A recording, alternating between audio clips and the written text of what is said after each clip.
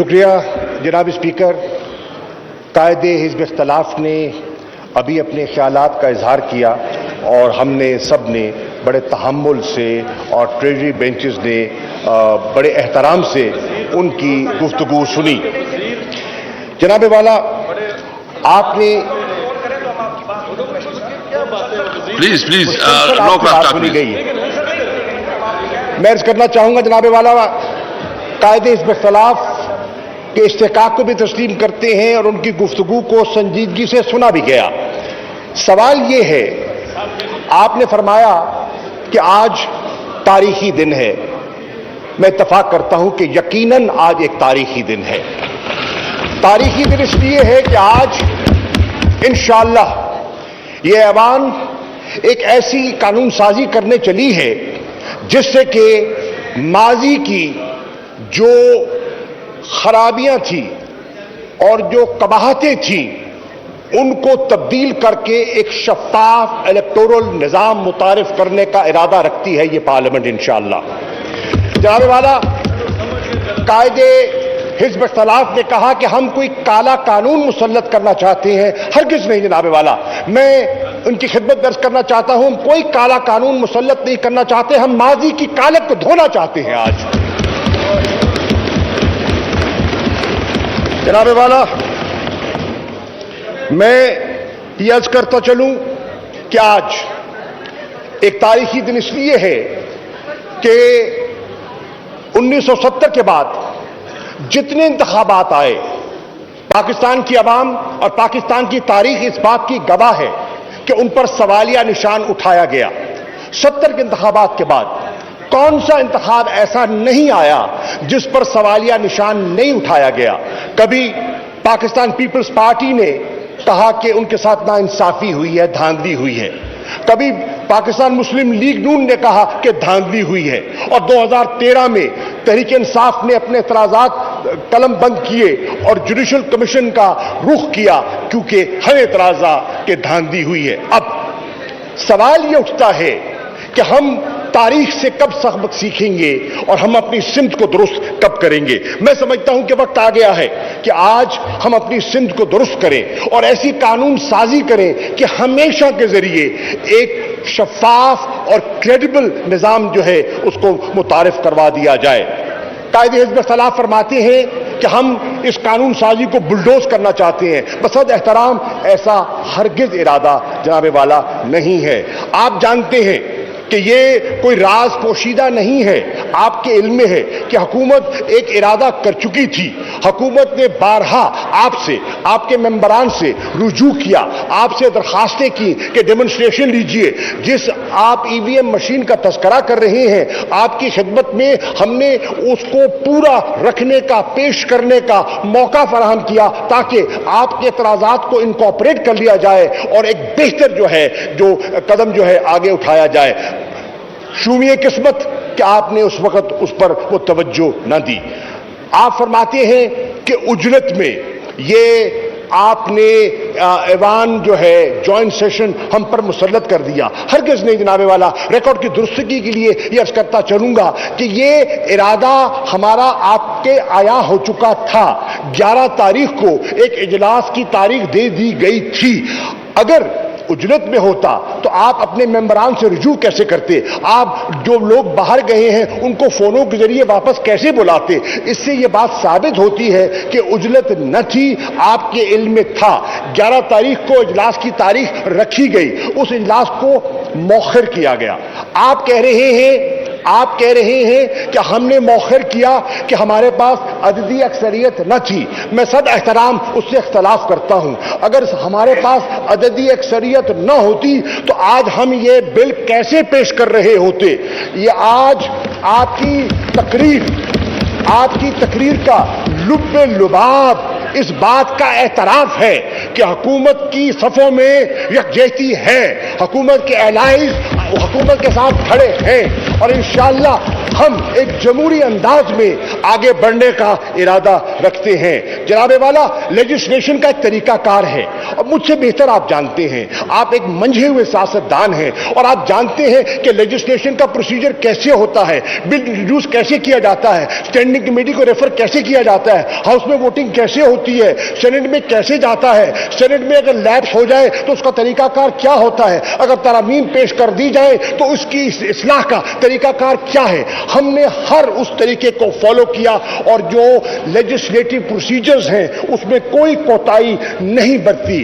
جناب والا، ہم نے اجلاس جو مؤخر کیا ٹائم گین کرنے کے لیے نہیں، ہمارے کچھ معزز ممبران تھے، ان کی کچھ سوالات تھے، ان کی کچھ تشنگی تھی، اس تشنگی کو دور کرنے کے لیے ان نے مزید وقت مانگا، اور ہم نے ان کو وقت دیا، ہم نے ان کو بریفنگز دی، ہم نے ان کو ڈیمونسٹریشنز دیے، ہم نے ان کو قائل کیا، دلائل سے قائل کیا، اور جب وہ دلائل سے قائل ہوئے تو آج اللہ کے فضل و کرم سے وہ ان صفوں میں موجود بیٹھے ہیں۔ جناب والا، آپ کہتے ہیں کہ یہ ای وی ایم مشین جو ہے، یہ آپ نے اس کو ایک نام دیا ایول وشس مشین کا۔ یہ آپ کا حق ہے، میں اس حق کو جھٹلا نہیں سکتا، لیکن میں اس کرتا ہوں یہ ای وی ایم مشین کوئی ایول وشس مشین نہیں ہے۔ یہ مشین انشاءاللہ ان ایول ڈیزائنز کو جو مسلط کیے جاتے رہے ان کو دفن کرنے کے لیے لائی جا رہی ہے۔ یہ مشین اس وشس سوچ کو، جس وشس سوچ کے بل بوتے پر یہاں حکومتیں مسلط کی گئی، اس کو دفنانے کے لیے ایک اہم ٹیکنالوجی کا سہارا لیا جا رہا ہے۔ آج آپ کہتے ہیں دنیا آگے بڑھ رہی ہے، ٹیکنالوجی کے ذریعے ہم ٹرانسپیرنسی، شفافیت اور ایک کریڈیبل پروسیس کو ہم ترجیح دینا چاہتے ہیں، اور انشاءاللہ اس کو آگے لے کر چلیں گے۔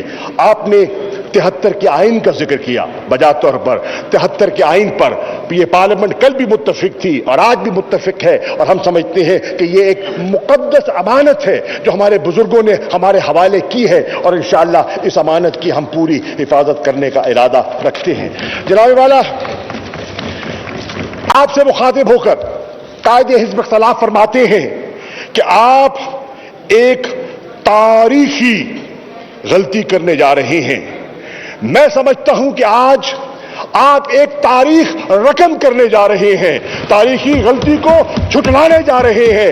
آپ اس نئی قانون سازی کے ذریعے انشاءاللہ ایک شفاف نظام متعارف کرانے کا ارادہ رکھتے ہیں۔ جناب والا، قائد حزب اختلاف نے آپ کی ذات پر نکتہ چینی کرتے ہوئے کہا، آپ پر انگلی اٹھا کر کہا کہ آپ کو ہم صد احترام قبول کریں گے کہ اگر آپ اپنی پارٹی ممبرشپ سے مستعفی ہو جائیں۔ میں پوچھتا ہوں جناب قائد حزب اختلاف، کیا آپ نے یہ مطالبہ ایاز صادق صاحب سے کیا تھا؟ پارٹی ممبرشپ کا مطالبہ کیا تھا؟ ہم نے تسلیم کیا، وہ ضمنی الیکشن میں گئے، پارٹی کا ٹکٹ لے کر آئے، دوبارہ منتخب ہوئے، شیر کے نشان پر آئے، ہم نے تسلیم کیا، وہ اسپیکر منتخب ہوئے، ہم نے تسلیم کیا، ان بینچز پہ اپوزیشن میں بصد احترام ان کا ہم حکم بجا لاتے تھے۔ ہم نے کوئی ایسا مطالبہ نہیں کیا جو آج آپ مطالبہ فرما رہے ہیں۔ اب یہ دوہرا معیار ہے، اور اس دوہرے معیار سے ہمیں اجتناب کرنا چاہیے۔